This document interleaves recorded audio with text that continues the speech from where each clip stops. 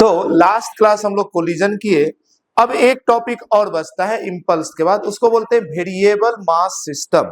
ठीक है, कुछ है नहीं इसमें, पर आप हेडिंग बना दीजिए वेरिएबल मास सिस्टम। वेरिएबल मास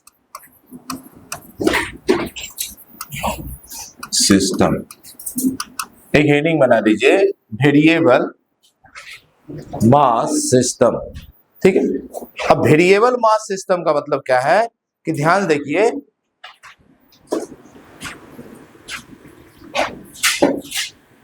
आइए तो देखिए वेरिएबल मास सिस्टम क्या है। आप अगर न्यूटन सेकेंड लॉ जाएंगे तो न्यूटन सेकेंड लॉ क्या बोलता है, force is directly proportional to rate of change of momentum, और प्रोपोर्शनलिटी को हटाकर कांस्टेंट की वैल्यू 1 ही होता है, इसलिए हम लोग डायरेक्ट बोल सकते हैं F is equal to dp by dt। अब मोमेंटम होता है मास इंटू वेलोसिटी, ये भी हम लोग जानते हैं, तो mv dt। अब यहां के बाद जैसा कि मैंने लॉज ऑफ मोशन के समय भी समझाया था कि दो केस बनता है। पहला केस बनता है कांस्टेंट मास, मास कांस्टेंट, और वेलोसिटी वेरिएबल। तो जब मास कांस्टेंट है तो जो कांस्टेंट है वो बाहर आ जाता है, और बचा वेरिएबल तो dv बाई dt, और dv बाई dt एक्सेलरेशन होता है, तो यहां से आप बनाते हो F इक्वल टू ma। ये तो यूज किए ही, ये तो बार बार यूज किए, और मैक्सिमम टाइम यही होता है। पर कभी कभी कई बार आपको एक दूसरा केस मिलेगा। कौन सा केस मिलेगा, जिसमें मास वेरिएबल होगा, वेलोसिटी कांस्टेंट मिलेगा। ठीक है, तो कई बार ऐसा होगा कि आपका मास जो है वेरिएबल रहेगा और जो वेलोसिटी है ये कांस्टेंट रहेगा। ठीक, अब समझो इस केस में आप क्या करोगे। इस केस में जो हमारा फोर्स होगा, मास अगर हमारा वेरिएबल है तो उसे बाहर नहीं ला सकते, पर वेलोसिटी कांस्टेंट है, वेलोसिटी को बाहर ले आ जाओ, और ये हो जाएगा dm बाय dt। समझ पा रहे, ये हमारा फॉर्मूला होता है, ये आपको समझना है। ठीक है, फ्लूइड वगैरह में भी इसका यूज होगा। अच्छा, क्या रियल में मास वेरिएबल होता है? आंसर है यस। जितना भी व्हीकल है, जितना भी व्हीकल है, सब में मास वेरिएबल होता है, क्योंकि व्हीकल चलता फ्लूइड पे है। समझ पा रहे हैं, जैसे कि आपका फ्यूल है, तो मान लीजिए आपका स्कूटी है, मान लो तो स्कूटी है, उसमें आप पेट्रोल पंप पे गए, 4 लीटर तेल डलवाए, फ्यूल डलवाए, पेट्रोल। अब वहां से चले, मान लो 200 किलोमीटर गए, 100 किलोमीटर गए, तो सारा 4 लीटर तो जल गया ना जी। तो 4 लीटर मास कहाँ था, गाड़ी के अंदर ही तो था। तो मास चेंज हो रहा है या नहीं हो रहा है? हमेशा धुआं बनकर आपका फ्यूल निकल रहा है। फ्यूल क्या है, गाड़ी का ही तो मास है, गाड़ी के अंदर ही तो टैंक होता है ना। लेकिन इस सब में मास बहुत कम खर्च होता है, तो हम लोग कांस्टेंट मान लेते हैं। पर रॉकेट के केस में क्या होता है, रॉकेट के केस में, जैसे रॉकेट है तो रॉकेट का बहुत बड़ा हिस्सा, बहुत बड़ा मास एज ए फ्लूइड ही होता है, यानी फ्यूल ही होता है ना। सॉलिड फ्लूइड, सॉलिड फ्यूल भी यूज होता है उसमें। पर जो भी हो, जैसे मान लीजिए रॉकेट है, तो रॉकेट का मैक्सिमम हिस्सा जो है ये फ्यूल ही रहता है उसमें। क्योंकि आपका क्या है, आपका गाड़ी ऐसा है कि आपने 2 लीटर डलवाया, 2 लीटर तो छोड़ो, इतने महान आत्मा होते हैं आधा लीटर भी डलवाते हैं, फिर अगले पेट्रोल पंप पे जाके डलवा रहे हैं। पर रॉकेट आप यहाँ से छोड़ दिए मार्स पे, तो रास्ता में कहाँ उसको फ्यूल मिलेगा? समझ पा रहे हैं, तो आपको इतना फ्यूल एक साथ उसके अंदर देना है कि यहाँ से मार्स तक जाए। क्या मेरी बात समझ पा रहे हैं? तो रॉकेट में, रॉकेट होता क्या है, रॉकेट का एक टॉप है जिसमें हम सैटेलाइट को फिक्स कर देते हैं। बाकी ये जो पूरा है, पूरा जो आप देख रहे हो रॉकेट, वो पूरा फ्यूल ही है। एक तरीके से समझो फ्यूल टैंक है रॉकेट, और कुछ नहीं है। रॉकेट अपने आप में कुछ नहीं, उसमें कोई मशीन भी नहीं होता है। रॉकेट में बस फ्यूल टैंक ही है, उसके ऊपर जो चीज को हमें भेजना है, रॉकेट एक कैरियर होता है ना। तो मान लो इसके ऊपर जो भी हमें सैटेलाइट भेजना है, तो इसके ऊपर सैटेलाइट रख दिए, ये जस्ट लाइक कैरियर, और नीचे पूरा फ्यूल टैंक है। कितना फ्यूल डालेंगे, जहां भेजना है, मानो अपनी लोअर ऑर्बिट में भेजना है तो लोअर ऑर्बिट तक, जहां तक भेजना है वहां तक फ्यूल डाल देंगे। अब एक बार यहाँ जला देते हैं, अब इसी प्रिंसिपल पे ये फोर्स देता है। कैसे? देखो, अब जैसे ही रॉकेट को बर्न होगा तो रॉकेट का ये जो फ्यूल है जलकर बाहर आएगा। तो ये जलकर बाहर आएगा तो ये जो फोर्स इसमें देता है इसी को बोलते हैं थ्रस्ट। ये फोर्स बोल दो या थ्रस्ट बोल दो, बात एक ही है। होता क्या है, ये फ्यूल नीचे फोर्स लगाता है और नीचे का एयर इस पे ऊपर की तरफ थ्रस्ट लगा देता है, न्यूटन थर्ड लॉ से। बातें समझ पा रहे हैं? तो आपको वो नहीं जानना, आपको बस ये जानना है कि रॉकेट के केस में इस फॉर्मूले से फोर्स निकालेंगे, या कभी भी ऐसा केस आया जिसमें मास हमारा वेरी करेगा उस समय फोर्स इस तरीके से निकालेंगे। अब इस फोर्स को हम थ्रस्ट भी बोलते हैं, वो अलग बात है। क्लियर है मेरी बात है? दूसरी बात है, जरा ध्यान समझिए, ये वेलोसिटी को देखो, मान लो ये कोई सिस्टम है। अब सिस्टम में वेरिएबल मास का मतलब है सिस्टम से मास या तो निकल रहा है, जैसे ये वाला केस है, और कई क्वेश्चन आता है, अपने नीट में तो नहीं आता है, जेईई एडवांस में आता है। उसमें क्या रहता है, बोलेगा एक ट्रक है उसके ऊपर धीरे धीरे लोडिंग हो रहा है, जैसे बालू या कोई भी चीज लोड होता है। बातें समझ पा रहे हैं? तो अभी ट्रक में जो लोडिंग हो रहा है व्हीकल में, तो उसमें मास धीरे धीरे क्या हो रहा है, इंक्रीज हो रहा है, और इसमें मास क्या हो रहा है, धीरे धीरे डिक्रीज हो रहा है। तो याद रखना, जब मास निकलेगा तो माइनस dm/dt हो जाएगा, मतलब जो वैल्यू होगा वो निगेटिव होगा। क्या मेरी बात समझ पा रहे हैं? और मान लो ये सिस्टम है, ठीक है, अब इससे अगर मास निकल रहा है तो इस समय जो dm/dt है ये एक्चुअल में निगेटिव है। क्यों निगेटिव है? क्योंकि rate of change of mass धीरे धीरे घट रहा है ना। मेरी बात समझ पा रहे हैं? पर अगर ये रिमूव हो रहा है, ये छोटा छोटा मास इससे रिमूव हो रहा है, ठीक है। पर अगर कोई केस है, मान लो ये सिस्टम है, ठीक है? अब इस सिस्टम में मास ऐड हो रहा है, कहीं से मास आ रहा है, ये मास इसमें ऐड हो रहा है। क्या मेरी बात समझ पा रहे हैं? जैसे गाड़ी है उसमें धीरे धीरे लोड हो रहा है, तो उस समय आपका dm/dt पॉजिटिव होगा। एक बात। दूसरी बात बहुत ध्यान से समझिए, कई बार ना आपको सिस्टम की वेलोसिटी दे देगा, ठीक, तो उस समय ये ना रिलेटिव वेलोसिटी लेना पड़ता है। क्या रिलेटिव वेलोसिटी? आप पहले यहां तक नोट करें, फिर मैं आगे थोड़ी सी चीजें और डिस्कस करूंगा आपके साथ। आगे बढ़ते हैं हम लोग। मैं एक क्वेश्चन आपको करा दूंगा तो उस पर बहुत सारा कंफ्यूजन दूर हो जाएगा आपका। ओके, देखिए, करे ना, हुआ ना? हाँ, देखो, ये जो फोर्स का आपने फॉर्मूला बनाया, वेलोसिटी ऑफ dm/dt, ये बहुत ध्यान से समझिए। ये जो वेलोसिटी होता है ये रिलेटिव वेलोसिटी होता है, ठीक है। कैसा रिलेटिव वेलोसिटी? तो vr जो है ये होता है relative velocity with respect to system, ठीक है। इसका क्या मतलब हुआ, ध्यान से देखिए।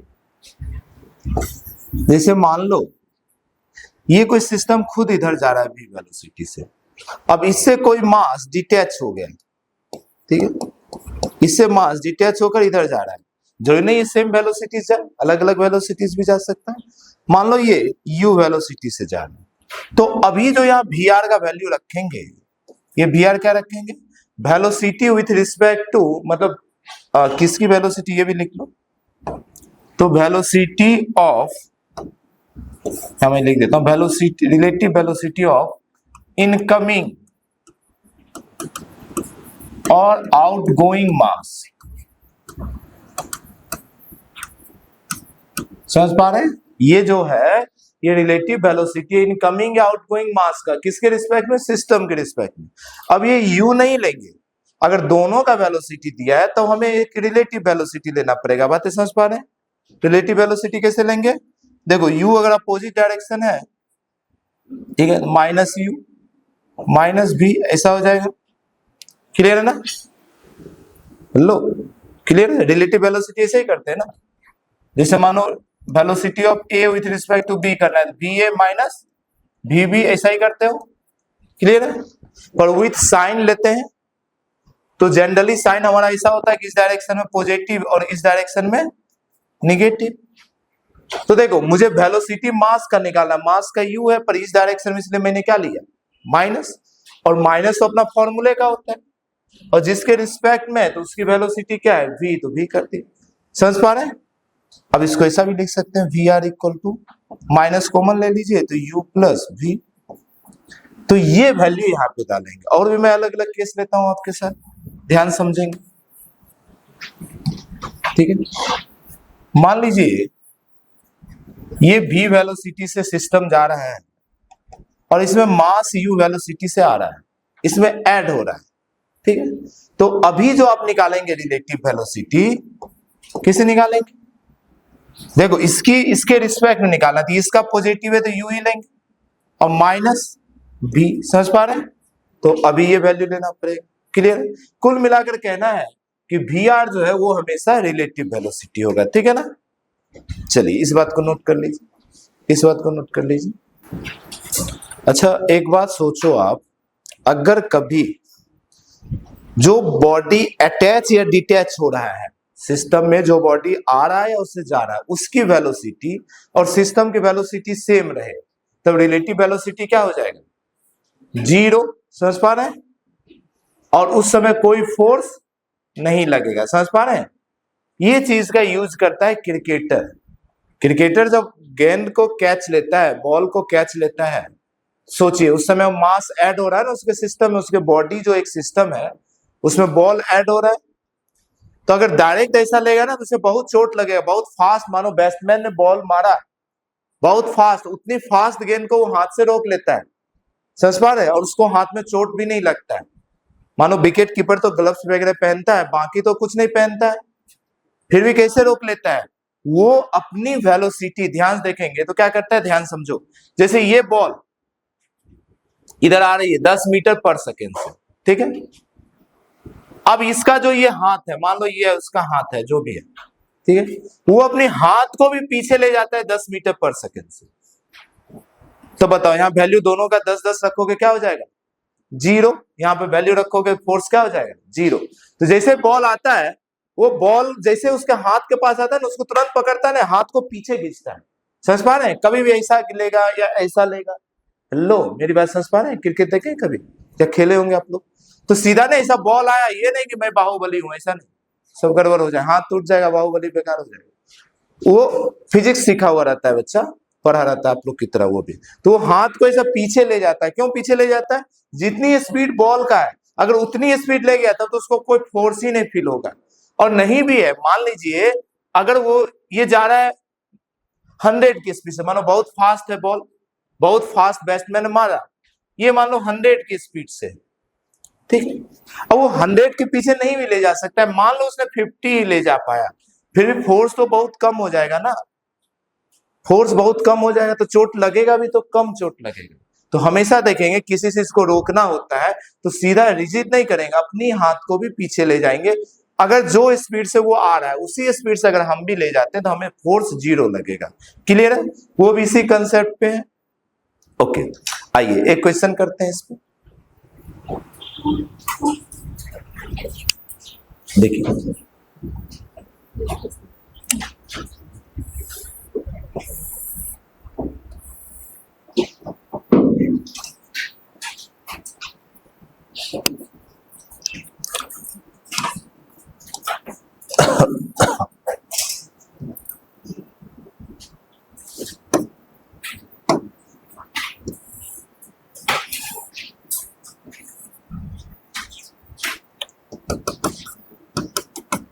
देखिए मान लो एक वाटर टैंक है,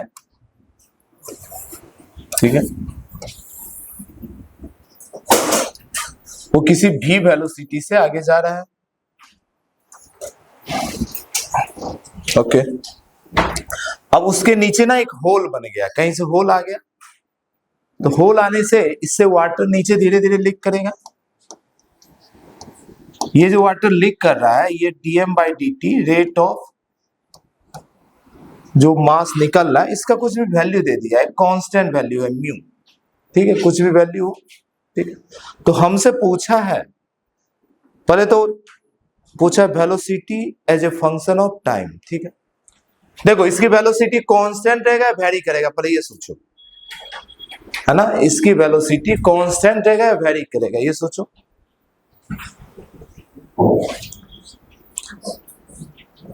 देखो ये फोर्स जनरेट करेगा या नहीं करेगा, इस पर भी बातें करते हैं। मैं क्वेश्चन पहले पूरा लिख देता हूं। Velocity, find velocity as a function of time. और साथ में इसमें कोई एक फोर्स भी बोल रहा है, सामने इंजन एक फोर्स लगा रहा है, जो भी इंजन फोर्स लगा रहा है। आइए क्वेश्चन को समझिए, एक एक पॉइंट को मेन समझिए। ये सब ना मॉडल क्वेश्चन होता है, ये नहीं कि आपको एग्जाम में ये आ रहा है क्वेश्चन, है ना। ये तो डिस्क्रिप्टिव क्वेश्चन है, पर इससे ना आपको छोटी छोटी चीजें समझ में आएगा, कंसेप्ट। ठीक है, देखो ये फोर्स कौन सा है, ये एक्सटर्नल फोर्स है, मे बी इंजन लगाए, कोई भी लगाए, ठीक है। ये फोर्स तो इस वेलोसिटी को बदलेगा, तो टाइम के साथ कितना होगा वो देखेंगे। लेकिन बहुत ध्यान से ये देखिए कि यहां पर ये मास निकलने से, मास वेरी करने से क्या फोर्स लगेगा। हम लोग अभी देखे थे फोर्स जो है दो कारण से लगता है, mv/dt। अच्छा एक बात बताओ, अगर मास और वेलोसिटी दोनों कांस्टेंट हो जाए, यही था ना फोर्स का फॉर्मूला। अगर मान लो एक मैं केस आपको देता हूं जिसमें मास भी कांस्टेंट और वेलोसिटी भी कांस्टेंट हो, तो ये वैल्यू कितना हो जाएगा, 0। किसी भी कांस्टेंट का डिफरेंशिएशन क्या होता है, 0। यानी फोर्स दो ही कारण से लगता है, या तो उसकी वेलोसिटी बदले यानी एक्सेलरेशन आएगा, फोर्स आएगा, या उसका मास बदले। क्या मेरी बात समझ पा रहे हैं? दोनों बदल जाए तो और भी अच्छा से लगेगा, पर अपनी सिलेबस में दोनों वेरिएबल एक साथ नहीं होता है। 12 लेवल का, 12 लेवल में कोई एक ही वेरिएबल एक साथ होगा। तो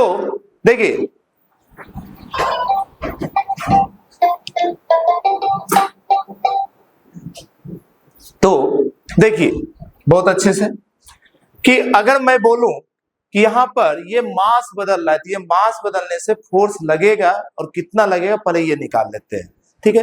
तो उससे क्या होगा कि हमें पता चल जाएगा इस सिस्टम पे टोटल कितना फोर्स लग रहा है। एक फोर्स तो F दिया हुआ है, ये तो कांस्टेंट है, इंजन लगाया है। अब इसके कारण जो फोर्स आ गया, अगर दोनों फोर्स आ जाएगा तो वो फोर्स फिर वेलोसिटी को बदलना होगा, बदलेगा, जो भी करेगा। तो आइए देखिए, फोर्स ड्यू टू वेरिएबल मास। आइए वेरिएबल मास के कारण फॉर्मूला क्या होता है, F equal to V relative dm/dt। कहीं पे कोई दिक्कत नहीं है। अब देखिए V रिलेटिव dm/dt का वैल्यू तो म्यू दिया है उसने। अब रिलेटिव वेलोसिटी आपको निकालना है। रिलेटिव वेलोसिटी किसका लेंगे, जरा ध्यान समझो। वाटर जो निकल रहा है, वाटर, उसकी वेलोसिटी विथ रिस्पेक्ट टू ये गाड़ी। मेरी बात समझ पा रहे हैं? अब बहुत ध्यान समझना। Just at the time of living container,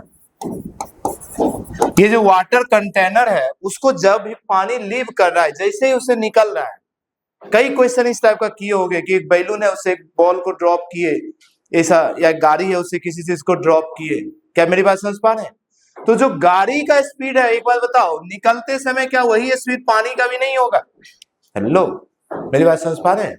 अगर गाड़ी जा रहा है तो गाड़ी के अंदर का पानी भी तो जा रहा है। गाड़ी की स्पीड v है तो इसके अंदर की सारे पानी का स्पीड भी v है या नहीं है ना जी।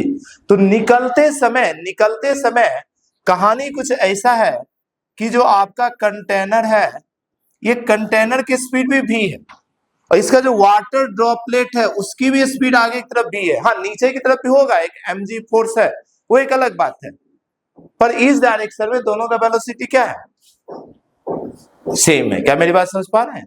तो रिलेटिव वेलोसिटी कितना हो जाएगा, 0। हमें जो फोर्स का कैलकुलेशन सब इधर ही करना है, ये डायरेक्शन में तो बैलेंस होगा फोर्स, जैसे भी होना है, क्योंकि बॉडी ना ऊपर जा रहा है ना नीचे जा रहा है। हेलो, मेरी बात समझ पा रहे हैं? अब बैठकर ये मत सोचना कि इधर mg लग रहा है, इधर वेलोसिटी आ जाएगा, जमीन तोड़ कर अंदर चला जाएगा, ये सब नहीं होगा। क्या मेरी बात समझ पा रहे हैं? तो आपको जो भी कैलकुलेशन देखना है यही डायरेक्शन में देखना है, वेलोसिटी जो बदलना है यही बदलेगा। गाड़ी रोड के अंदर नहीं जाएगा, बहुत सारा नॉर्मल रिएक्शन उसको कैंसिल आउट कर देगा। क्लियर है मेरी बात?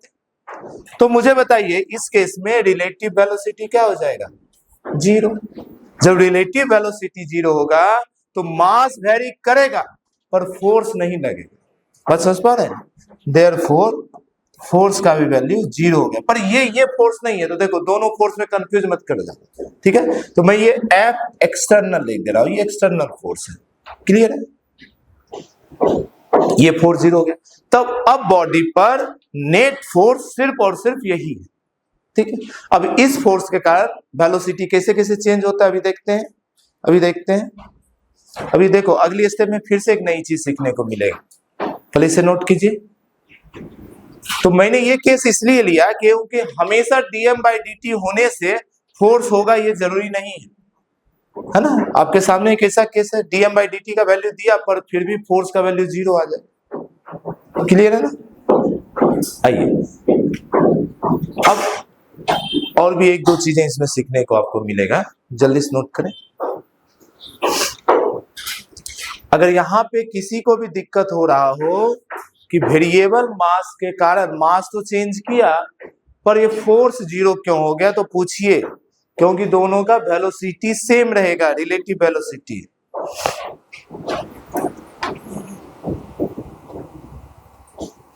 अच्छा एक बात बताओ, यही अगर हमारा पानी का जो टैंक है, कंटेनर है, वो आगे नहीं जाकर ऊपर जा रहा होता रॉकेट की तरह, तो क्या तब भी फोर्स 0 होता, तब भी फोर्स 0 होता। समझो, सोचो, तब हम फोर्स इंक्लूड करते क्योंकि उस समय इस डायरेक्शन का भी वेलोसिटी कंसीडर करते। समझ पा रहे हैं। अभी तो हम ना ये माइंड श्योर है कि मुझे इस डायरेक्शन का फोर्स ही नहीं कंसीडर करना है, क्यों, क्योंकि इस डायरेक्शन में पॉसिबल ही नहीं है ऊपर चला जाए या जमीन के अंदर चला जाए, क्योंकि जमीन का जो नॉर्मल होगा वो किसी भी टाइप के फोर्स को कैंसिल कर देगा। इसीलिए तो स्ट्रेंथ होता है, जो हमारा रोड होता है इतनी मजबूत क्यों बनाया जाता है, क्योंकि कैसा भी गाड़ी आ जाए, कुछ भी आ जाए, कितना भी mg आ जाए, सबको कैंसिल कर देगा। देखो नॉर्मल अलग अलग होता है, बात समझो। जैसे मानो ये आपका रोड है, ठीक है, इसमें आप एक स्कूटर लेकर गए, स्कूटर मान लो 100 kg का है, ठीक है, तो बताओ ये 100 kg वाला mg नीचे लगा ना, यानी 1000 लगा, 100 into 10 1000। तो बताओ अभी रोड कितना लगा रहा है नॉर्मल इस पे, 1000 थी, स्कूटर को ना ऊपर जाने दे रहा है ना नीचे। पर कोई बड़ा सा ट्रेन गुजर रहा है मान लो, या ट्रेन तो रोड पे नहीं जाएगा, मान लो बड़ा सा ट्रक गुजर रहा है जो 10,000 kg का है मान लो, तो अब यही रोड इस पे कितना सोशो नॉर्मल लगाता होगा, इसको भी तो बैलेंस कर रहा है। बात समझ पा रहे हैं। तो जब भी कोई रोड है, सरफेस है, तो वहां पे हमें फोर्स का टेंशन नहीं है, क्योंकि जैसा आएगा वैसे को वो बैलेंस कर देगा। इसीलिए हम सिर्फ और सिर्फ इस डायरेक्शन देखे, पर अपनी मोशन अगर वर्टिकल डायरेक्शन में हो रहा होता तो हम लोग उसको भी कंसीडर करते। आ जाइए, ये सारी चीजों अभी छोड़िए, आइए आगे चीजों को और समझते।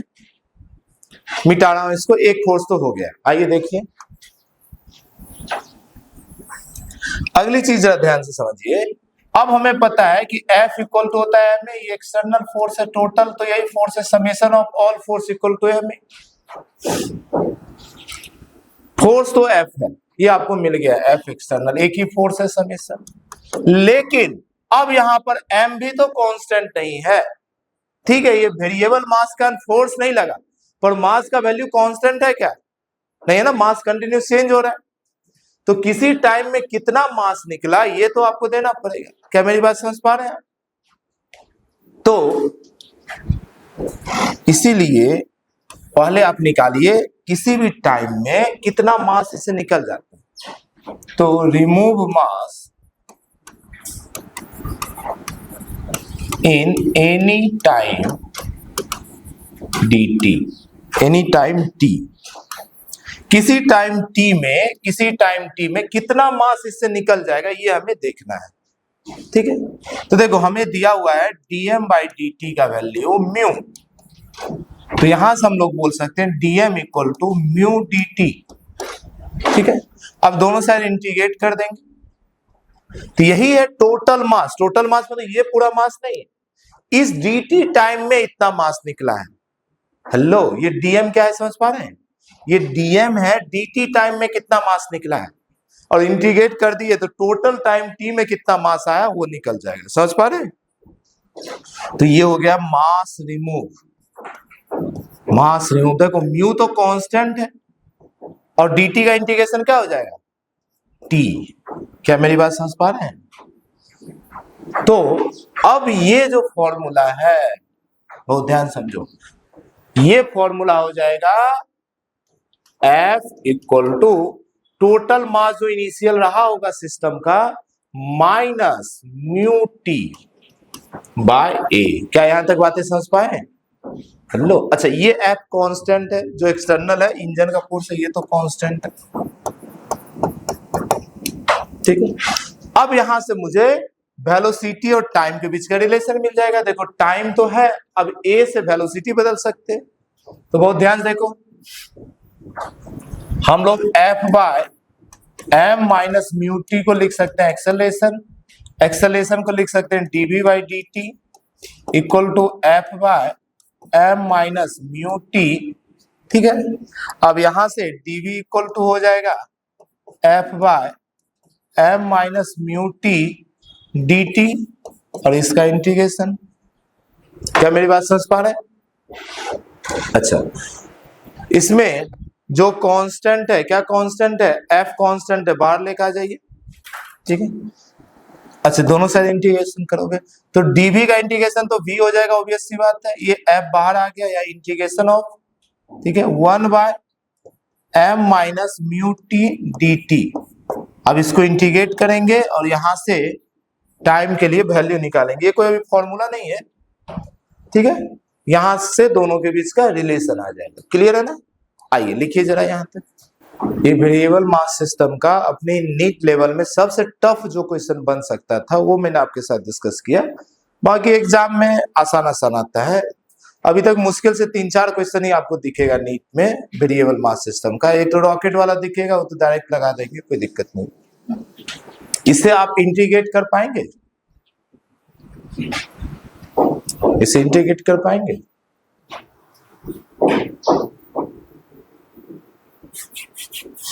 देखो डायरेक्ट उसे इंटीग्रेट मत कीजिए, फॉर्मूले पे तोड़ दीजिए। फॉर्मूला होता है 1 बाय बी प्लस ए एक्स। आइए चलो देखो, आप उसे ऐसा कर दीजिए, एक फॉर्मूला होता है, नोट कर लीजिए अगर किसी को नोट करना है तो, ठीक है। 1 बाय बी प्लस ए एक्स डी एक्स, इसका फॉर्मूला हो जाता है, ध्यान से समझिए, लॉग जो भी है वो पूरा ले लोगे, b प्लस ए एक्स और x का जो कोफिशिएंट है a उससे डिवाइड कर देंगे। समझ पा रहे हैं? ये फॉर्मूला होता है। देखो 1 बाय एक्स का log x होता है, समझ पा रहे हैं कैसे आया? देखो आपको समझाएं चेन में, 1 बाय एक्स का क्या होता है? log x। अब ये x की जगह ये है तो इस पूरे को क्या मान लेते हैं हम लोग? x। कुछ याद आ रहा है? प्रैक्टिस किए हम लोग, लो कुछ याद आ रहा है? चेन रूल प्रैक्टिस किए थे, इस पूरे को क्या मान लिए? x, और फिर इसका अलग से किए तो ax का a उससे डिवाइड कर दिए, ठीक है ना?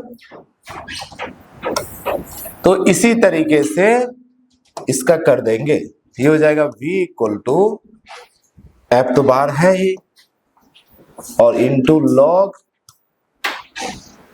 जो भी नीचे है m माइनस म्यू टी, तो m माइनस म्यू टी दे दोगे,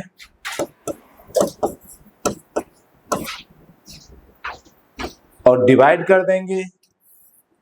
जैसे यहाँ x का कोफिशिएंट a था, यहाँ टाइम का कोफिशिएंट माइनस म्यू है, म्यू नहीं माइनस म्यू, ये हो जाएगा माइनस म्यू। समझ पा रहे हैं? तो v हो गया minus F by mu into log m minus mu T, ठीक है। ठीक, इसे रहने दो, और भी जितना भी तोड़ना है इसको और भी तोड़ सकते हैं, log m माइनस n पर जितना भी तोड़ना है तोड़ सकते हो, वो तो ऑप्शन पे दिखेगा, जैसा ऑप्शन देगा उस तरीके से हम लोग काम करेंगे। अप्रोच जो मुझे सिखाना था वो ये सिखाना था कि वेरिएबल मास में फोर्स जीरो भी हो सकता है, जैसे अगर वेलोसिटी वेरी करेगा तो फोर्स जीरो नहीं हो सकता, समझ पा रहे हैं? पर यहाँ पर वेरिएबल मास है तो वेलोसिटी सॉरी फोर्स जीरो भी है। फिर उसमें कैसे हम लोग आगे काम किए, आइए अब आगे हम लोग बढ़ेंगे दूसरे टॉपिक पे। इस पे बहुत ज्यादा मुझे नहीं लगता डिस्कस करने से फायदा है, आप घर पे क्वेश्चन सॉल्व कीजिए, जहां पे डाउट हो, आपको डाउट हो फिर मुझसे पूछो, फिर उससे ना बहुत फायदा होगा। एक बार आप देखिए क्वेश्चन सॉल्व किए, नहीं बना फिर हमसे पूछे, है ना, तो वो आपके लिए परमानेंटली हो जाएगा। मैंने आपको एक बार बेसिक समझा दिया, ये होता है, एक क्वेश्चन करा दिया, और उस पर थोड़ा आप मेहनत कीजिए। आइए नेक्स्ट हेडिंग बनाइए, सेंटर ऑफ मास फ्रेम। एक छोटा सा टॉपिक है, कई क्वेश्चन को सेंटर ऑफ मास के फ्रेम से क्वेश्चन सॉल्व करना आसान है। हालांकि ये टॉपिक है तो रिलेटिव वेलोसिटी का, पर वहां पर चूंकि सेंटर ऑफ मास नहीं पढ़े रहते हैं तो वहां पे ये डिस्कस नहीं किया जाता है। तो हेडिंग बना दीजिए, centre of mass frame. Centre of mass frame. किसी भी क्वेश्चन अगर बहुत मुश्किल हो रहा है तो हम एक अप्रोच ले सकते हैं कि उस क्वेश्चन को सॉल्व करें, अपने ऑब्जर्वर को उसकी सेंटर ऑफ मास पे रख दें। ठीक है, दो तीन बातें आप ध्यान रखेंगे।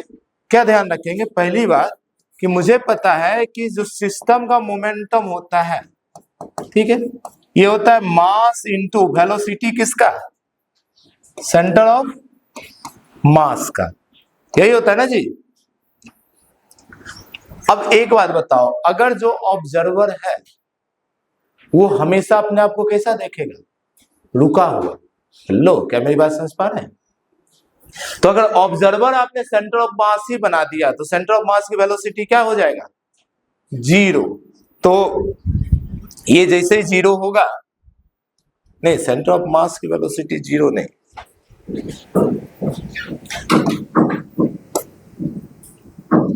हाँ, सेंटर ऑफ मास ऑब्जर्वर तो जीरो करोगे,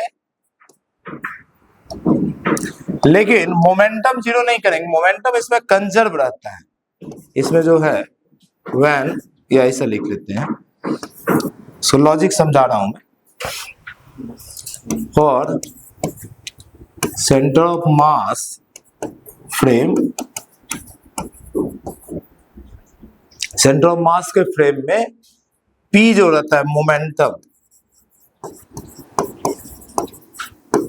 ऑलवेज रिमेन कंजर्व। इसमें जो है मोमेंटम को हमेशा कंजर्व मानते हैं। ठीक है, वेलोसिटी जीरो से मतलब मोमेंटम को जीरो नहीं ले लेंगे।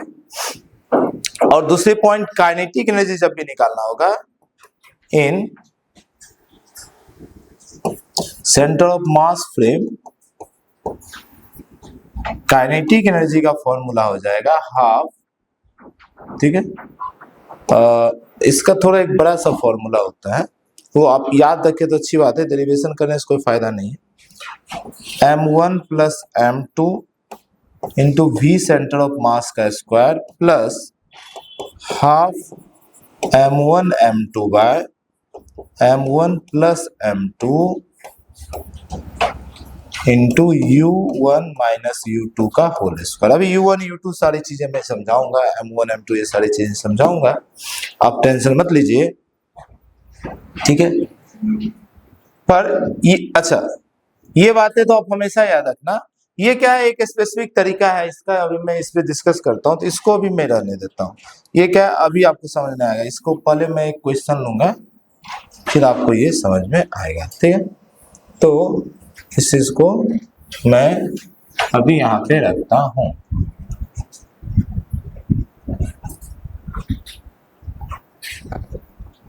ठीक, ओके। अब बहुत ध्यान समझिए कि सेंटर ऑफ मास फ्रेम का मतलब क्या है। इसको क्वेश्चन से ही हम लोग डील करेंगे तो आपको समझ में आएगा। चलिए देखो, हम लोग क्या करना है, दो मास ले रहे हैं m1 m2, उसको कनेक्ट कर दे रहे हैं। एक बार सेंटर ऑफ मास का पूरा रिवाइज भी हो जाएगा, ठीक है।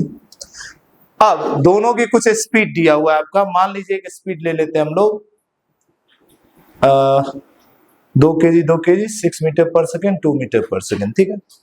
तो ये मान लो 6 मीटर पर सेकेंड, ये मान लीजिए 2 मीटर पर सेकेंड, और m1 m2 की जगह डायरेक्ट हमारे पास मास भी है, हमारे पास मास भी है, तो मैं मास की वैल्यू भी दे रहा हूं, ये 2 kg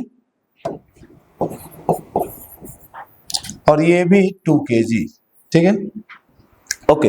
पहले तो मुझे कोई आदमी जल्दी से सेंटर ऑफ मास निकाल के बताइए, वेलोसिटी याद है, फॉर्मूला याद है, कैसे निकालते हैं, m1 v1 plus m2 v2 bye m1 plus m2, जल्दी निकालो, प्रैक्टिस भी होगा आपका, और यहां तक लिखिए भी, सिर्फ आप अभी यही पॉइंट नोट कीजिए कि for centre of mass frame momentum always remain conserve. ये पॉइंट सिर्फ आप नोट करिए और आगे बढ़ते हैं। लेकिन मोमेंटम, एक काम करो, एक काम कीजिए, देखो ऑब्जर्वर रखेंगे सेंटर ऑफ मास पे, कुछ आएगा वेलोसिटी सेंटर ऑफ मास का, निकालो तो जरा वेलोसिटी कितना आता है, फिर उसको माइनस करेंगे तो और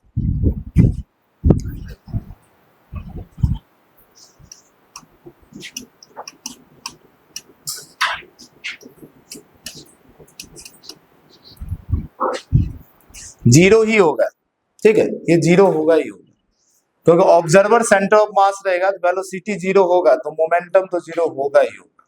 तो मोमेंटम ऑलवेज कंजर्व की जगह जीरो लिख दीजिए, जीरो होना पड़ेगा, नहीं तो फिर इलॉजिकल बात नहीं हो जाएगी।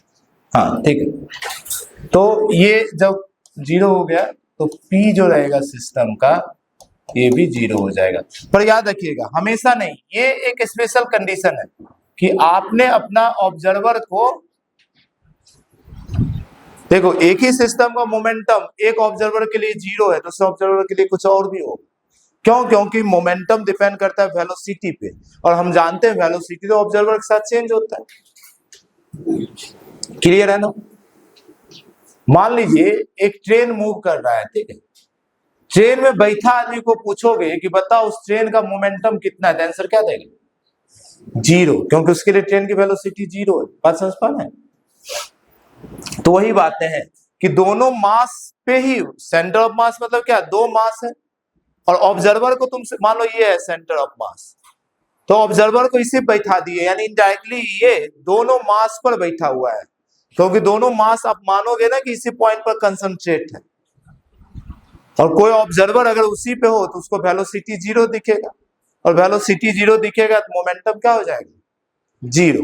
अच्छा आया, सेंटर ऑफ मास कितना है, वेलोसिटी 4 मीटर पर सेकेंड, ठीक है। अब मान लीजिए क्वेश्चन में क्या पूछेगा, मैं वो डिस्कस नहीं कर रहा हूं, मैं डिस्कस कर रहा हूं कि क्वेश्चन को सेंटर ऑफ मास फ्रेम में कैसे ले जाना है, ठीक है। तो पहला स्टेप तो ये हो गया कि आप निकाल लिए सेंटर ऑफ मास की वेलोसिटी। अब उसको कैसे कन्वर्ट करेंगे, इस क्वेश्चन को कैसे कन्वर्ट करेंगे, convert into centre of mass frame, centre of मास के फ्रेम में इसको कैसे कन्वर्ट करेंगे। तो हमें सेंटर ऑफ मास का लेंगे तो सेंटर ऑफ मास की वेलोसिटी जीरो लेंगे। अब जीरो कैसे लिए, ध्यान समझो,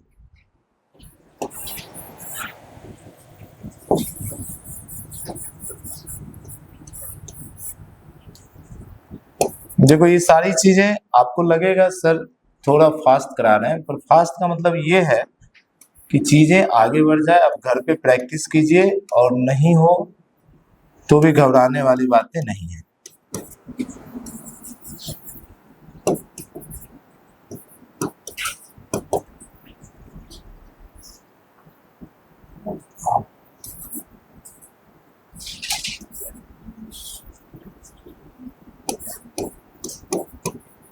ओके, अब जरा रिलेटिव वेलोसिटी को याद करो। रिलेटिव वेलोसिटी क्या करते थे, जो ऑब्जर्वर होता था उसकी वेलोसिटी अपोजिट डायरेक्शन में जोड़ देते थे। कुछ याद आया? लो, रिलेटिव वेलोसिटी जब पढ़ रहे थे तो कैसे करते थे, जो ऑब्जर्वर होता था उसकी वेलोसिटी अपोजिट करके हम लोग जोड़ देते थे, याद आया? तो हमारा ऑब्जर्वर अब कौन है, सेंटर ऑफ मास, तो उसकी वेलोसिटी अपोजिट करके जोड़ेंगे, इसमें जोड़ोगे तब तो ये जीरो होगा ही होगा, इधर भी जोड़ेंगे और इधर भी जोड़ेंगे अपोजिट डायरेक्शन में। क्लियर है ना? तो अब यही 2 kg का अब वेलोसिटी कितना बचेगा, 2 मीटर पर सेकेंड, किस डायरेक्शन में, इस डायरेक्शन में, तो इधर बचेगा 2 मीटर पर सेकेंड। अच्छा इसका देखो, इधर 4 था और इधर 4, तो फाइनली इधर बचेगा कितना, 2 मीटर पर सेकेंड। क्या मेरी बात समझ पाए? और सेंटर ऑफ मास का वेलोसिटी तो जीरो हो जाएगा। ये सारी चीजें मैंने लिखा है, ये वाला जो मैं लिख रहा हूं ये मैं लिख रहा हूं सेंटर ऑफ मास के फ्रेम में। तो कैसे कन्वर्ट किए समझ पा रहे हैं? ऑब्जर्वर बदलेगा, वेलोसिटी बदलेगा, पर वेलोसिटी बदलकर कितना आएगा? तो पहला स्टेप होगा सेंटर ऑफ मास की वेलोसिटी निकाल लेना, फिर सिंपल जो कंसेप्ट है, अरे सिंपल कंसेप्ट ये समझ पाए या नहीं समझ पाए? तो ऐसे ही निकालते थे ना रिलेटिव वेलोसिटी।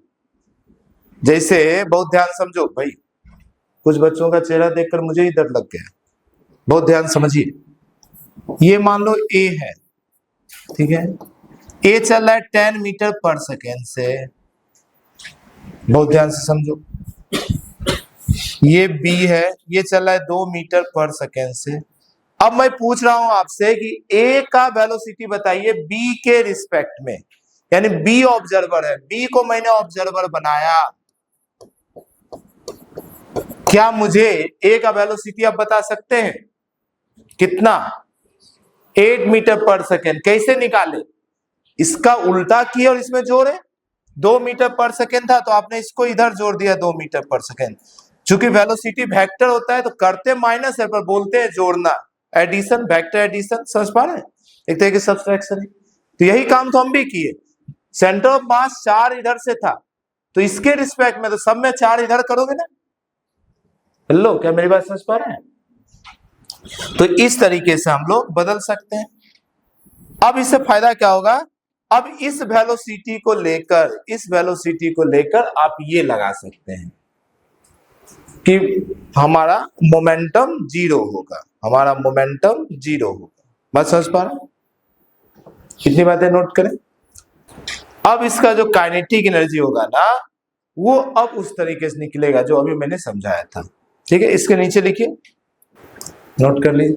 बिल्कुल घबराइए नहीं। कुछ बच्चे को ऐसा लग रहा है टेंजेंट बनकर निकल गया, कोई बात नहीं।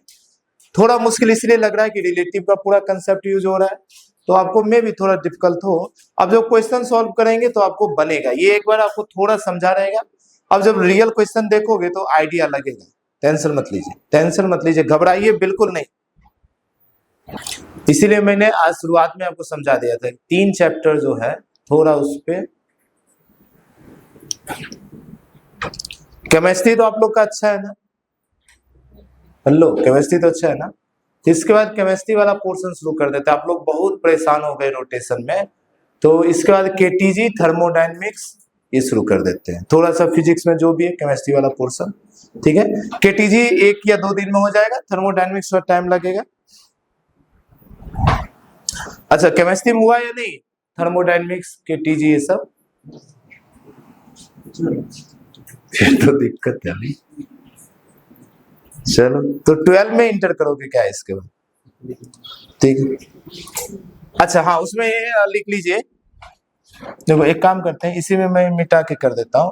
यही सिस्टम के लिए, इसी सिस्टम के लिए जब हम सेंटर ऑफ मास के फ्रेम में काइनेटिक एनर्जी निकालेंगे तो ये जो मैंने फॉर्मूला लिखा था यही अब के लिए है कि in centre of mass frame, in centre of mass frame kinetic energy of system, system की जो काइनेटिक एनर्जी हो जाएगा वो हो जाएगा हाफ m1 प्लस m2 का whole square, sorry centre of mass half mv square ना। देखो यहां तक तो कोई दिक्कत नहीं है, काइनेटिक एनर्जी का फॉर्मूला ही होता है हाफ mv स्क्वायर। 2 मास है तो m1 प्लस m2 हो गया, क्लियर है ना? इसके बाद की टर्म थोड़ा हमें याद रखना है, क्योंकि 2 सिस्टम है इसलिए plus half m1 m2 by m1 plus m2, ये वाला टर्म थोड़ा याद रखना। फिर से वही हाफ m और वेलोसिटी रिलेटिव ले लेते हैं तो u1 माइनस u2 ऐसा, ठीक है। अच्छा, अब यहाँ पे मुझे जो समझाना है बहुत ध्यान से समझिए। ये काइनेटिक एनर्जी में ना, ये काइनेटिक एनर्जी में एक टर्म जो है वो कांस्टेंट है और एक टर्म वेरिएबल है। कौन सा टर्म कांस्टेंट, कौन सा टर्म वेरिएबल? ध्यान समझिए। ये वाला टर्म फिक्स होता है, ये वाला टर्म फिक्स होता है, क्लियर है? क्यों? सेंटर ऑफ मास जो भी है, स्पीड वो तो फिक्स ही रहेगा, मास फिक्स ही रहेगा, ठीक। ये वाला टर्म जो है ना, ये वाला टर्म यही चेंज होता है पोटेंशियल एनर्जी में। तो can change in potential energy. अभी फिर से आपको लगेगा ये मैंने क्या बता दिया, अभी देखो एक सेकंड ध्यान समझो। अभी मैं ना सेंटर ऑफ मास का फ्रेम फिर से दिखा रहा हूं आपको उस क्वेश्चन को। देखो इस क्वेश्चन को सेंटर ऑफ मास के फ्रेम में देखोगे 2 kg, तो इसको इधर स्पीड है 2 मीटर पर सेकेंड,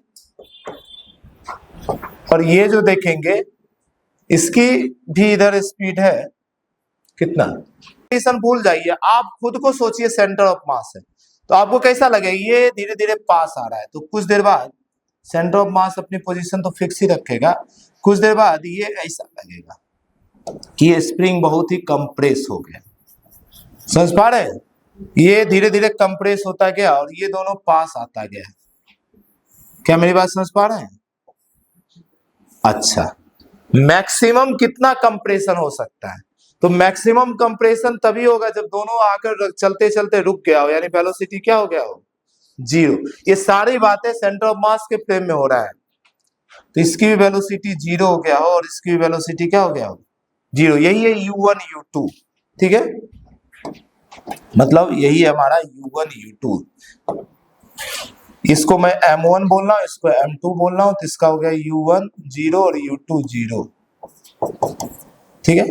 तो इस समय जो है ये जब कंडीशन आएगा तब होगा मैक्सिमम कंप्रेशन।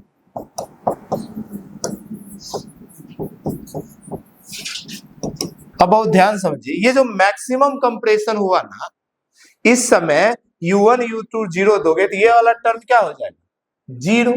पर गया कहां, ये एनर्जी गया कहां, तो आंसर है कि स्प्रिंग को जैसे खींचते हैं या दबाते हैं तो उसमें क्या एनर्जी स्टोर हो जाता है। समझ पा रहे हैं, ये बन गया इसका क्या, पोटेंशियल एनर्जी। क्या मेरी बात समझ पा रहे हैं? तो अगर कभी हमसे पूछ दे कि इसका बताइए मैक्सिमम कंप्रेशन कितना होगा, ठीक है, तो ध्यान से रखिए, मैक्सिमम कंप्रेशन और इलोंगेशन भी पूछे सेम कहानी होगा। तो कैसे सॉल्व करेंगे, देखो हाफ के एक्स मैक्सिमम का स्क्वायर, यही उसमें स्टोर होगा एनर्जी स्प्रिंग में। समझ पा रहे हैं, ये उसकी पोटेंशियल एनर्जी है, यही उसकी पोटेंशियल एनर्जी है स्प्रिंग का। और ये आया कहां से, आंसर यहां से आया, इसको इक्वेट कर देंगे ये वाले टर्म से, half m1 m2 by m1 plus m2 into u1 minus u2 का होल स्क्वायर। बिल्कुल घबराना नहीं है कि ये क्या क्या हो रहा है सर, बहुत ध्यान समझो, कुछ भी नहीं हो रहा है, आप जानते हो, थोड़ा सा मेहनत करना है। देखिए ये जो स्प्रिंग कंप्रेस जब मैक्सिमम हुआ तो उसकी दोनों की वेलोसिटी क्या हो गया, 0।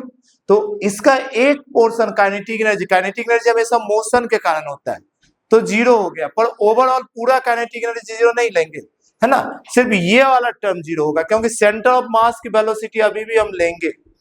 अगर एब्सोल्यूट टर्म में देखा जाए, एब्सोल्यूट मतलब ग्राउंड फ्रेम में, तो सेंटर ऑफ मास की वेलोसिटी अभी भी रहेगा। क्लियर है ना मेरी बात? तो हम लोग बोलते हैं ये वाला जो टर्म है ना, यही टर्म बदलता है पोटेंशियल एनर्जी में, तो इसकी पोटेंशियल एनर्जी उससे इक्वेट कर दिए, यहां से एक्स मैक्स फाइंड कर लेंगे, और यही एक्स मैक्स जो है मैक्सिमम इलोंगेशन और कंप्रेशन है। अच्छा ये तो कंप्रेशन हुआ, इलोंगेशन भी मैक्सिमम क्यों, देखो ये जब स्प्रिंग जब दबेगा तो क्या वहीं पर रुका रहेगा, वापस भी जाएगा, वापस भी जाएगा। समझ पा रहे हैं, तो वापस जाते जाते जाते जाते कभी तो एक मैक्सिमम इलोंगेशन पे जाएगा, और मैक्सिमम इलोंगेशन पे जाएगा, फिर वेलोसिटी क्या हो जाएगा, 0, फिर से आएगा। समझ पा रहे हैं, फिर वो SHM करेगा ऐसा। हेलो, कुछ कुछ समझ में आया, सर के ऊपर चला गया, नहीं समझ में आया कोई डरने वाली बात नहीं, आप इसे नोट कर दीजिए, अगले टॉपिक पे चले जाएंगे। सिलेबस में है तो मैंने पढ़ा दिया भाई, है ना, इसके बाद आसान सा टॉपिक में जाते, टेंशन होता है, अब टेंशन मत लीजिए भाई, एकदम आसान वाला टॉपिक अभी शुरू करेंगे, एकदम ना चाहकर भी समझ में आएगा। अब खड़े इसको लिख लीजिए, आइए हेडिंग बना दीजिए, हेडिंग बना दीजिए, ठीक है, रिजिड बॉडी। अब यहां से आपका जो बुक में सिंपल सुनते हैं रोटेशनल मोशन, वो चालू कर देते हैं, रोटेशनल मोशन। ठीक है, रोटेशनल डायनेमिक्स भी बोलते हैं। उसमें पहली चीज समझना होता है रिजिड बॉडी। अब बिल्कुल समझ में आएगा। कोई आदमी ऐसा, आप दिमाग को बंद भी करो पर देखो रिजिड बॉडी समझ में आएगा या नहीं आएगा।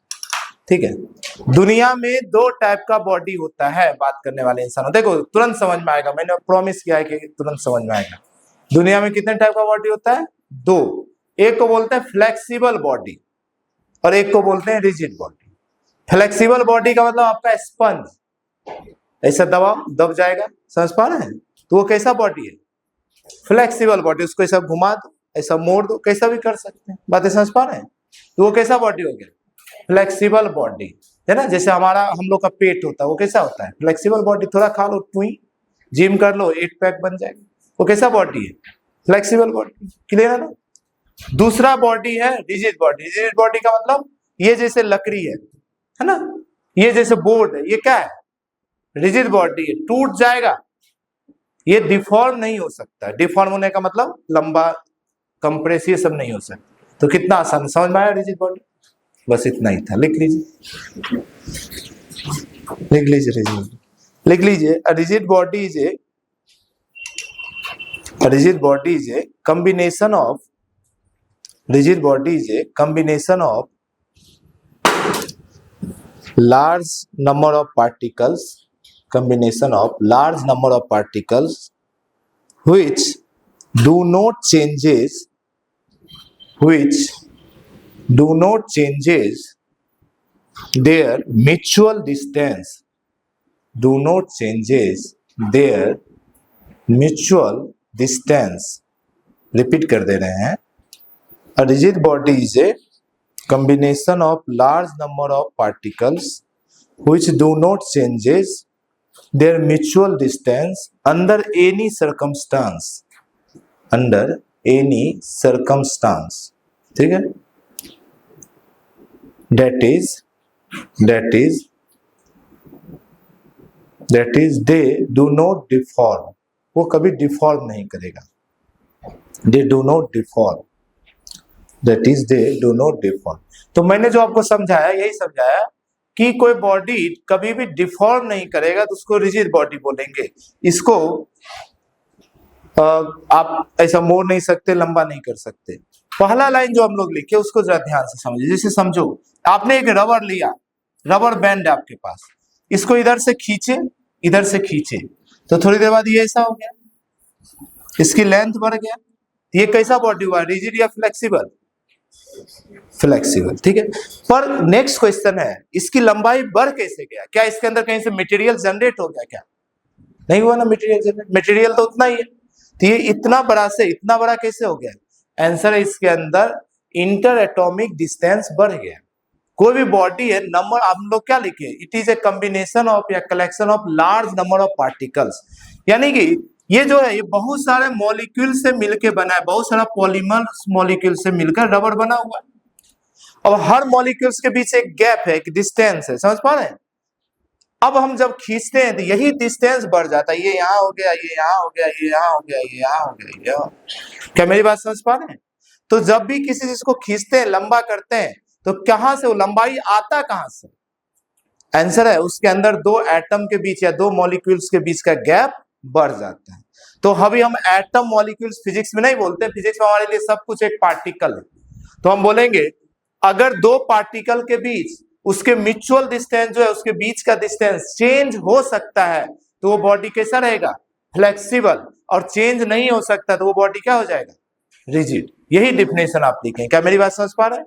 अगर ये चेंज नहीं होता तो कितना भी खींच लेते इसकी लंबाई नहीं बढ़ता, या कितना भी इसको कंप्रेस कर देते इसकी लंबाई कम नहीं होता। क्या मेरी बात समझ पा रहे हैं? अब बोलोगे सर ये रोटेशनल मोशन रिजिड बॉडी कहां से आ गया? आंसर है रिजिड बॉडी ही प्योर रोटेशन करता है, फ्लेक्सिबल बॉडी नहीं करेगा। समझ पा रहे हैं? जैसे ध्यान समझिए, ये बॉडी है, इसको मुझे रोटेट कराना है, मैं यहाँ फोर्स लगाया, बाद में समझूंगा इसी को टॉर्क बोलेंगे, ये आराम से रोटेट कर गया, रोटेशन मोशन हुआ ना जी। अब यहाँ पर मैं एक रबर का बैंड ले लूं, वो मानो फ्लेक्सिबल, मैं यहाँ फोर्स लगाऊं, यहीं से मुड़ जाएगा, तो कहाँ का रोटेशन होगा? मेरी बात समझ पा रहे हैं? यही डिफॉर्म हो जाएगा। यहाँ पे फोर्स लगाया, पता चला यहीं से मुड़ गया। तो बॉडी अगर रिजिड नहीं रहेगा तो अच्छे से रोटेशन नहीं कर पाएगा। तो रोटेशनल मोशन कौन सा बॉडी करता है? Rigid body. और इस रिजिड बॉडी को ही अभी हम लोग एक और नाम से जानेंगे, system of particles. System of particles. इसीलिए आप देखोगे एनसीईआरटी में रोटेशनल मोशन करके चैप्टर नहीं है, चैप्टर का नाम है सिस्टम ऑफ पार्टिकल। समझ पा रहे हैं ना? सिस्टम ऑफ पार्टिकल क्यों? अरे भाई इतना ये सब है ना, पार्टिकल ही तो है, और सब इस बॉडी में, ये बॉडी क्या हो गया? System of particle. क्या बात समझ पा रहे हैं? ओके, चलिए अब समझिए ये रिजिड बॉडी जो है कितने टाइप का मोशन कर सकता है? आंसर है 3 टाइप का मोशन कर सकता है। नेक्स्ट पॉइंट लिखिए, a rigid body can perform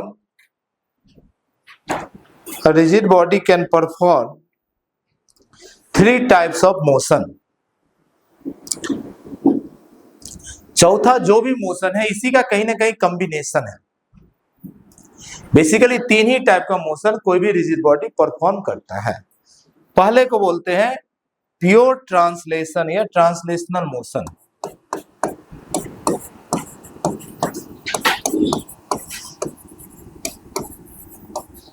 pure translational motion, ठीक है। प्योर ट्रांसलेशनल मोशन का मतलब क्या? देखो ध्यान देखो, ये एक बॉडी, अब ये बॉडी पे फोर्स लगा, बॉडी यहां से यहां चला गया,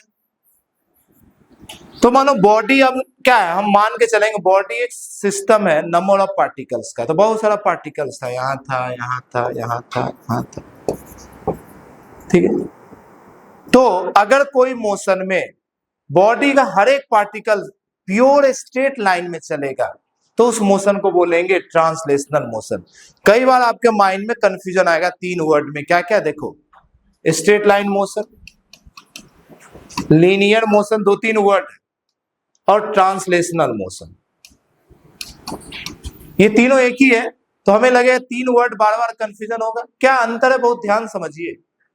पहली बात, लीनियर और स्ट्रेट लाइन तो एक ही होता है, आप जानते हैं, पर ये सब एक पार्टिकल के लिए होता है, यानी पॉइंट मास के लिए होता है। मतलब कोई एक पॉइंट है वो स्ट्रेट लाइन में जा सकता है। समझ पा रहे हैं? इतना बड़ा बॉडी स्ट्रेट लाइन में कैसे जाएगा? लाइन तो एक पतला सा होगा। क्या मेरी बात समझ पा रहे हैं? तो जब कोई एक बड़ा बॉडी हो तो बड़ा बॉडी का हम एक पॉइंट देखते हैं, अगर वो पॉइंट स्ट्रेट लाइन में जाता है तो हम बोलते हैं ये बॉडी का मोशन ट्रांसलेशनल मोशन है। क्या मेरी बात समझ पा रहे हैं? तो ट्रांसलेशनल मोशन, ट्रांसलेशनल वर्ड किसके लिए यूज करते हैं? बॉडी के लिए। क्या बात समझ पा रहे हैं? और लीनियर मोशन या स्ट्रेट लाइन मोशन किसके लिए यूज करते हैं? पॉइंट के लिए या छोटा पार्टिकल के लिए। क्लियर है मेरी बात है? तो अगर किसी बॉडी का, किसी रिजिड बॉडी का जितना भी पार्टिकल है, यानी जितने एटम से मिलकर बना है, सभी का सभी एटम एक स्ट्रेट लाइन में चले, एक स्ट्रेट लाइन में चले, एक स्ट्रेट लाइन में चले, तो हम बोलेंगे ये बॉडी क्या कर रहा है? Translational motion. क्लियर है ना मेरी बात? तो कहलाएगा कि ये बॉडी चला है ट्रांसलेशनल मोशन में।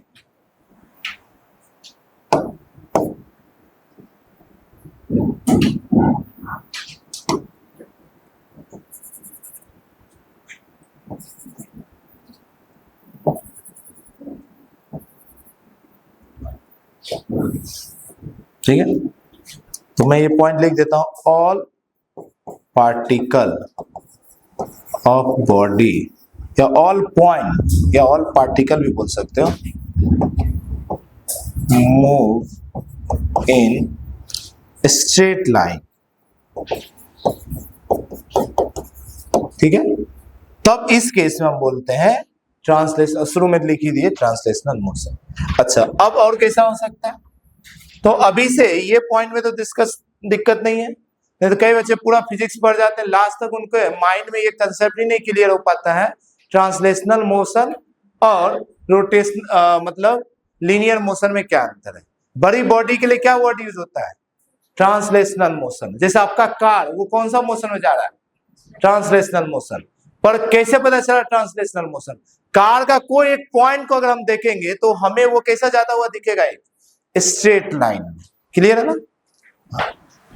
आइए, दूसरा है रोटेशनल मोशन या प्योर रोटेशन।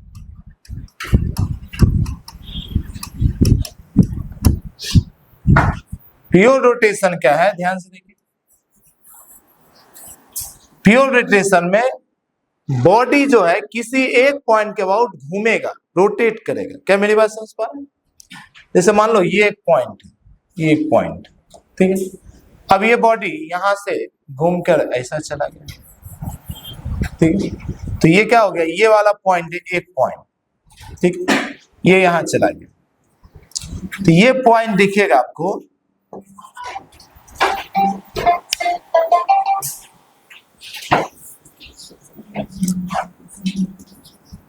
ये पॉइंट यहां से यहां चला गया। तो अब बहुत ध्यान से समझिएगा, रोटेशनल मोशन इसमें, इसका हर एक पॉइंट चलता था स्ट्रेट लाइन में। अब प्योर रोटेशन में हर एक पॉइंट कैसा चलेगा, सर्कल में, सर्कुलर मोशन में। वो भी पढ़े हुए हम, समझ पा रहे हैं? यहां पर ऑल पॉइंट या पार्टिकल बोल दे रहे हैं, पॉइंट बोलो या पार्टिकल बोल दो, ऑफ सिस्टम। सिस्टम का मतलब यहां पे बॉडी है, मूव इन सर्कुलर मोशन है, मूव इन सर्कुलर पाथ। समझ पा रहे? तो रोटेशन में फिर से ये माइंड में बहुत बच्चे को कंफ्यूजन होता है कि सर्कुलर मोशन और रोटेशनल मोशन में क्या अंतर है। अभी फैन कौन सा मोशन हो रहा है, रोटेशन। फैन कौन सा मोशन हो रहा है, लो। लेकिन इसमें अगर एक पॉइंट, मैं मानो इसको रोकूं और इसका जो ब्लेड है उसमें एक पॉइंट बना दूं और सिर्फ उस पॉइंट को देखोगे, तब कौन सा मोशन होगा, सर्कुलर मोशन। क्या मेरी बात समझ पा रहे हैं? आप इमेजिन करो इसमें से कोई एक पॉइंट हो, सिर्फ उस पॉइंट को देखोगे तो आपको एक सर्कल दिखेगा, पर पूरे एक साथ पूरे फैन को देख रहे हैं तो क्या है हमारा फैन, रोटेशनल मोशन। समझ पा रहे हैं? तो पूरा एक बॉडी जो है, रिजिड बॉडी, कौन सा मोशन करता है, रोटेशन। पर उसका हर एक पार्टिकल, जिस पार्टिकल से वो बना है सिस्टम, वो एक एक पार्टिकल कौन सा मोशन करता है, सर्कुलर मोशन। समझ पा रहे हैं ना? तो सर्कुलर मोशन और स्ट्रेट लाइन या लीनियर मोशन डिफाइन होता है पॉइंट मास के लिए, एक पार्टिकल के लिए। और ट्रांसलेशनल मोशन और रोटेशनल मोशन डिफाइन होता है सिस्टम ऑफ पार्टिकल के लिए या पूरे बॉडी के लिए। क्या एक छोटी सी बात समझ में आया? कंफ्यूजन तो नहीं होगा कभी ये सारी बात? ठीक है, अच्छी बात है। चलिए इस दोनों को लिखिए। तीसरा हम लोग समझेंगे, दोनों को कंबाइंड रूप से पढ़ते हैं, उसको बोलते हैं रोलिंग मोशन। ठीक है। अच्छा, इसमें ना सबका सेंटर यही होगा, यही सेंटर के अबाउट ये चलेगा। इसका अपना ये रेडियस हो, मान लो कुछ r1, इसका अपना रेडियस r2, पर सबका सेंटर सेम रहेगा। All point particle of system move in circular motion about common centre, ऐसा लिख लो, about common centre, about common centre. Centre common होगा, बॉडी में जितना पार्टिकल है सब सर्कल में चलेगा, पर सबका सेंटर एक ही होगा। किसी का सर्कल छोटा होगा, किसी का सर्कल बड़ा होगा, पर सब एक ही सेंटर में चलेगा।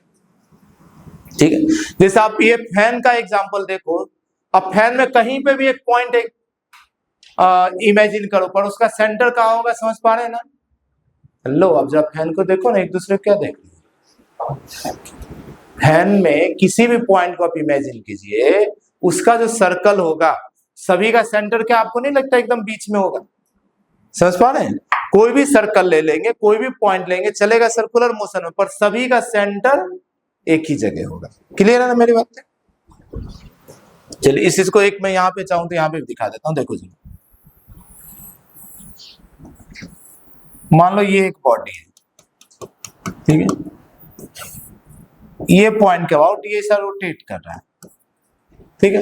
अब मुझे अगर यहाँ का कोई पार्टिकल ले लिए तो ये पार्टिकल इस सर्कल में चल रहा है, यहाँ एक पार्टिकल ले लोगे तो ये पार्टिकल इस सर्कल में चल रहा है, यहाँ एक पार्टिकल लिए, ये पार्टिकल इस सर्कल में चल रहा है, पर सबका सेंटर दिख रहा है, यही है। समझ पा रहे हैं? और उससे जो पास करता है एक्सिस, उसी को बोलते हैं एक्सिस ऑफ रोटेशन। ठीक है, आगे चीजें हो रहा है। आइए तीसरा पॉइंट जाते हैं। तीसरा मोशन जो है, तीसरा मोशन उसको बोलते हैं रोलिंग मोशन। अब रोलिंग मोशन कुछ भी नहीं है, रोलिंग मोशन कॉम्बिनेशन है ट्रांसलेशनल और रोटेशनल। ये होता है कॉम्बिनेशन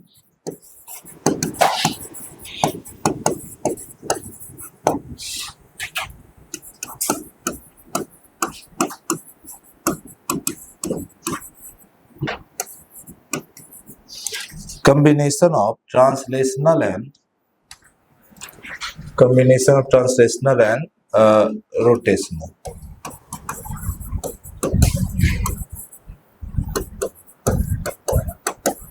क्या आपके माइंड में कोई एग्जांपल आ रहा है जहां एक साथ दोनों हो, आप दोनों से बात ही कर रहे हो? बताओ कैसे होगा? थोड़ा कोशिश करो ना पढ़ने की। बहुत सारे डिसेबिलिटी होता है, एक डिसेबिलिटी होता है फोकस नहीं करना, पर उससे क्या कैसे दूर किया जा सकता है? प्रैक्टिस करके, है ना? और कोई उपाय नहीं है, कोई मेडिसिन उसके लिए नहीं है कि आज से वो लाल वाला मैट्रिक्स वाला लाल वाला कैप्सूल खाए माइंड फोकस, ऐसा कुछ नहीं होता। आपको मेहनत करना पड़ेगा प्लीज। तो आपके माइंड में क्या कोई एग्जांपल है जिसमें एक साथ दोनों काम हो रहा हो? जैसे फैन सिर्फ रोटेट कर रहा है, आगे नहीं बढ़ रहा। ट्रांसलेशन का मतलब क्या? एक स्ट्रेट लाइन में आगे बढ़ना। ऐसा कोई एग्जांपल है क्या आपके पास? बोलो बोलो, है तो सभी के पास, सिर्फ आपको बोलना है। कौन है? गाड़ी का व्हील, है ना, चक्का। वो गाड़ी जब स्ट्रेट लाइन में जा रहा है तो व्हील भी तो आगे गया, तभी तो गाड़ी गया, पर साथ में गाड़ी घूमता भी है व्हील। तो व्हील जो है वो हमेशा करता है रोलिंग मोशन, उसके लिए वर्ड यूज करते हैं रोल किया, है ना। तो ये जो मोशन होता है रोटेशनल मोशन होता है। इस सबसे टफ मोशन ये है, one of the toughest motion है, क्योंकि दोनों मोशन एक साथ हो। ठीक,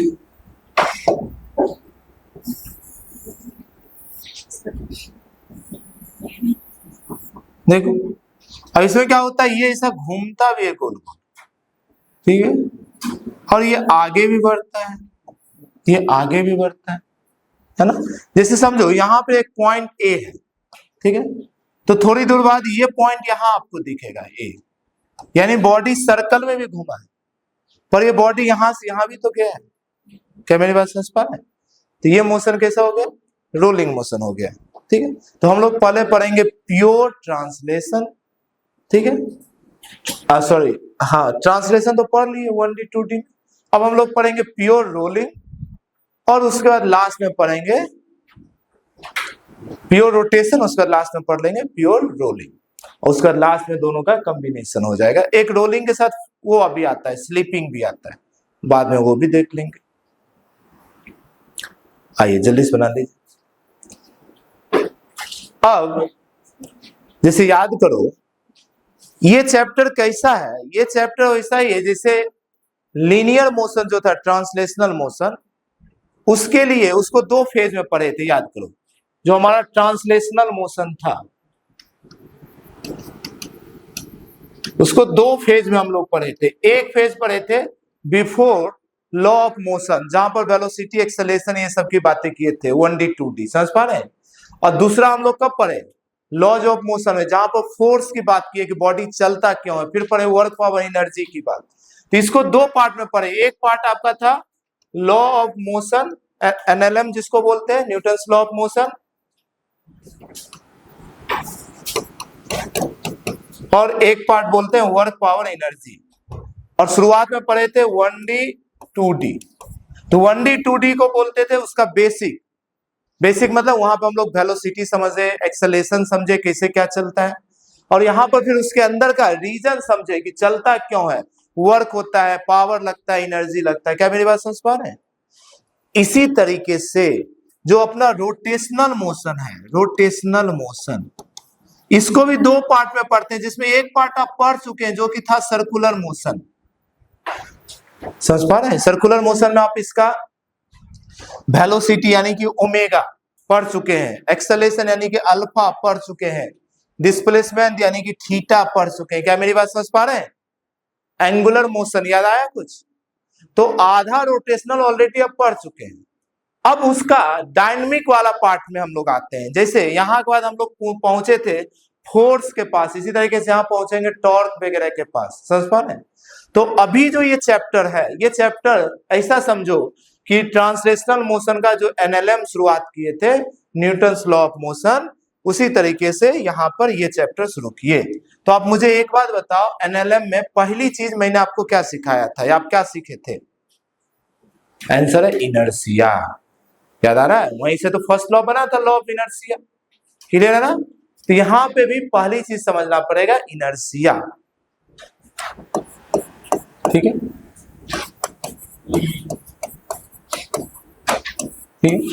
इनर्शिया का सिंपल मतलब क्या होता है, हम लोग सीखे हुए हैं, बताइए। इनर्शिया का सिंपल मतलब क्या होता है, बोलो। ये भी भूल गए। लो, इनर्शिया क्या था, रेजिस्टेंस या अपोज टू एनी चेंज, है ना, यही तो था। अपोज ऑफ मोशन, सिंपल मैं लिख देता हूं, और टेंडेंसी ऑफ मोशन, और टेंडेंसी ऑफ मोशन। कोई बॉडी मोशन कर रहा है तो उसका जो अपोज होता है, बॉडी के अंदर एक ना प्रॉपर्टी होती है अपोज करने की, या मोशन करने की टेंडेंसी है, किया नहीं है मोशन पर मोशन करने वाला है, तो उसको जो अपोज करता है उसे क्या बोलते हैं, इनर्शिया। क्लियर है ना। अब बहुत ध्यान समझिए, ये जो मोशन है, अभी समझे, अगर ये अपोजिशन हो, अपोजिशन फॉर ट्रांसलेशनल मोशन,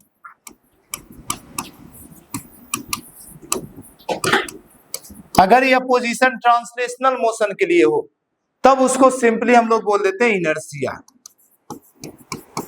या उसको हम लोग मास भी बोलते हैं, और वहां पर हम लोग लिखे थे mass is a measurement of inertia.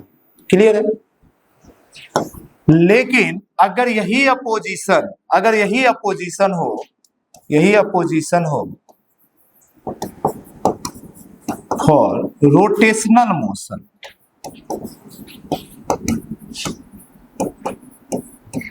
तो इसी इनर्शिया का, इसी प्रॉपर्टी का नाम बदल जाता है वही, बस नाम बदल देते हैं, उसका नाम रख देते हैं मोमेंट ऑफ इनर्शिया, उसी का नाम रख देते हैं मोमेंट ऑफ इनर्शिया।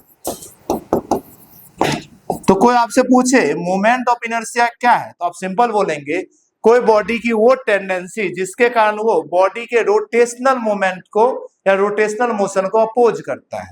बोलेगा थोड़ा एग्जांपल बताओ, तो आप बोलेंगे कि जैसे ये फैन रुका हुआ है तो अपने मन से चलने नहीं लगेगा, गोल गोल घूमने नहीं लगेगा, किसके कारण, आंसर है इनर्शिया के कारण। समझ पा रहे हैं।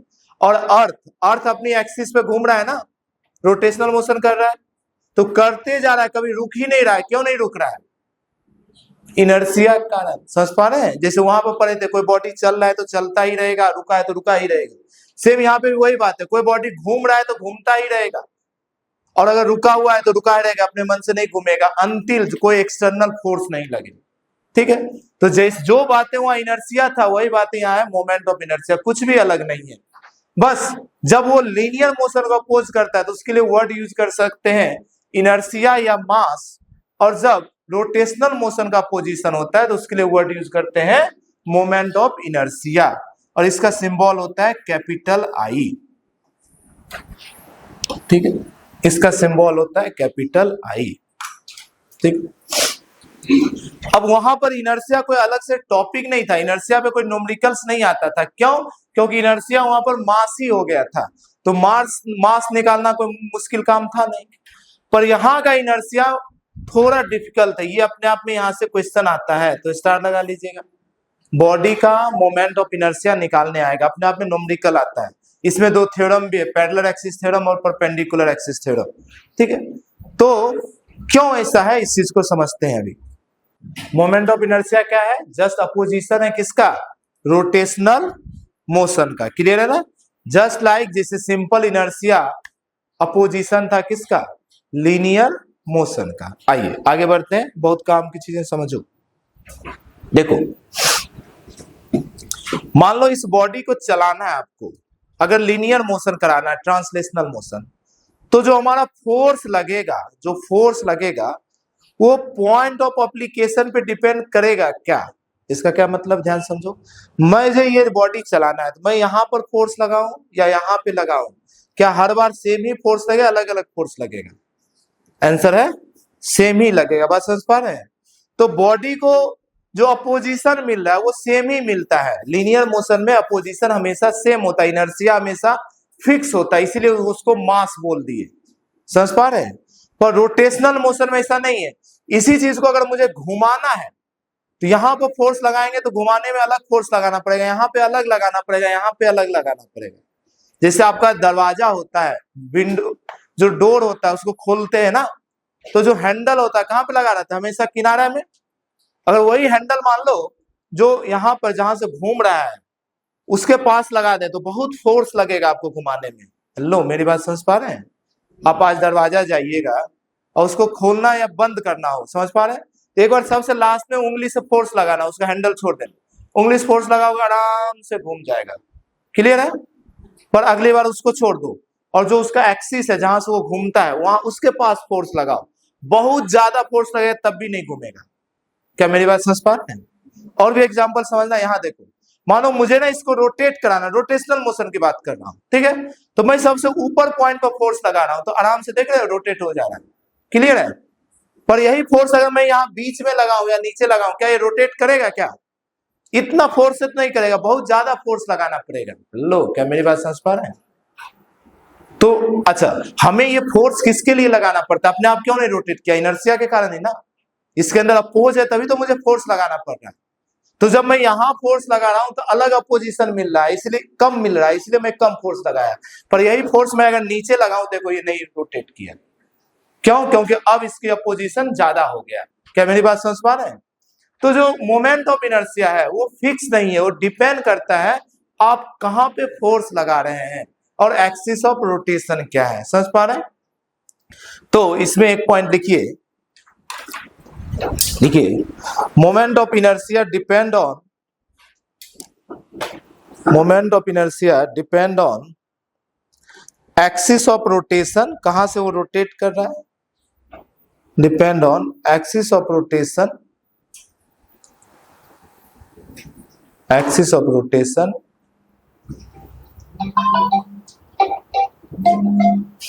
ये टीचर्स डे दिन टीचर को पढ़ाने देना चाहिए, ऐसे जब कॉल इतना। ठीक है, तो moment of inertia is depend on axis of rotation and mass distribution. दो चीजों पे डिपेंड करता है, मास कहां कहां पे डिस्ट्रीब्यूट है उस पर भी डिपेंड करता है और एक्सिस ऑफ रोटेशन पे भी डिपेंड करता है। ऐसा करते हैं हम लोग, कल ही इस टॉपिक को शुरू करते हैं, अच्छे से शुरू भी करेंगे और खत्म भी कर लेंगे।